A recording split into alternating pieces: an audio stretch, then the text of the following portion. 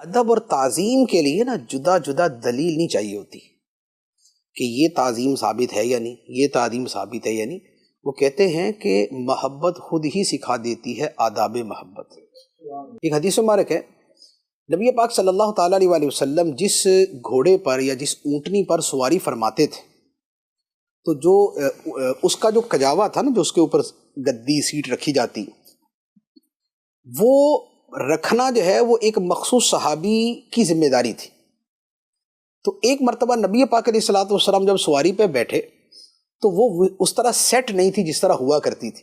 تو نبی پاک علیہ الصلوۃ والسلام نے پوچھا کہ آج یہ سواری پر یہ کس نے سیٹ وغیرہ رکھی ہے؟ تو کسی نے بتایا کہ حضور کسی اور نے رکھی ہے۔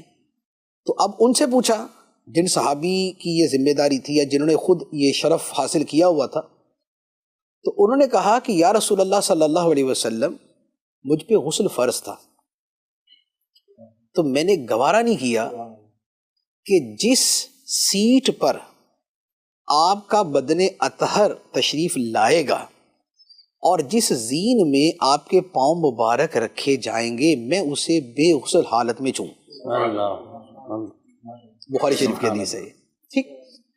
اچھا، ایک دوسرا، ایک مرتبہ حضرت سیدنا ابو ہریرہ رضی اللہ تعالیٰ عنہ جو ہے وہ آ رہے تھے، سرکار علیہ الصلوۃ والسلام اس طرف سے تشریف لے جا رہے اور وہ بھی سامنے سے آ رہے تھے۔ تو وہ اب جیسے آقا کریم علیہ الصلوۃ والسلام تشریف لائے تو آدمی بڑھ کے فوراً سلام لینے کی یعنی کہ صورت بنتی ہے، تو وہ بجائے اس کے کہ سلام لیں وہ سائیڈ میں ہو گئے، وہ دوسری طرف نکل گئے۔ تو نبی پاک علیہ الصلوۃ والسلام نے ان کو بلایا، فرمایا یہ کیا؟ یعنی کہ سلام لینے کے بجائے دوسری طرف نکل گئے۔ تو عرض کی یا رسول اللہ صلی اللہ علیہ وسلم میرے اوپر غسل فرض تھا، تو میرا دل نہیں کیا کہ میں اپنے ہاتھ اس حالت میں آپ کے دست مبارک کے ساتھ بس کروں۔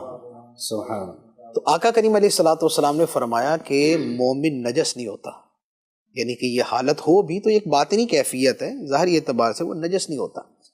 آقا کریم علیہ الصلوۃ والسلام نے تو مسئلہ سمجھا دیا، لیکن سیدنا ابو ہریرہ رضی اللہ تعالیٰ عنہ نے جو عمل کیا تھا یہ ان کو کس نے کہا تھا کہ ایسا کرو؟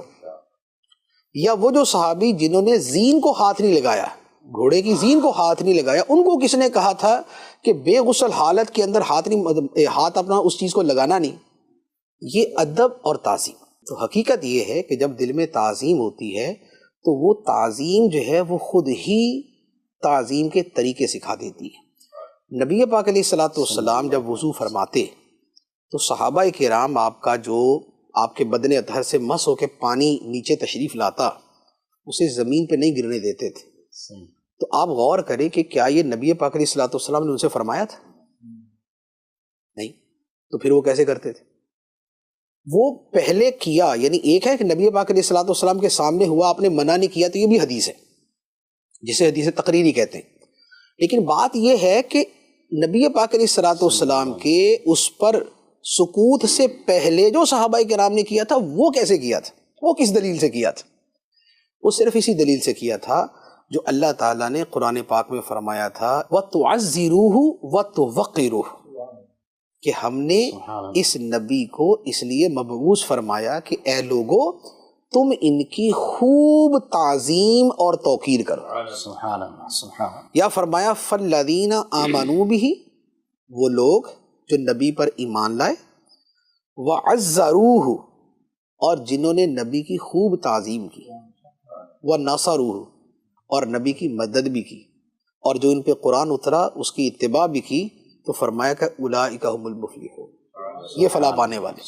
تو ان کو یہ پتا تھا کہ نبی پاک صلی اللہ تعالیٰ علیہ وسلم کی تعظیم میں فلاح ہے، آپ کی تعظیم میں فلاح ہے۔ تو یہ وہ جو مطلق آیات اور نصوص تھیں ان سے وہ استدلال کرتے تھے اور اس کے پیش نظر پھر تعظیم کا ہر کام کرنے کی کوشش کرتے تھے۔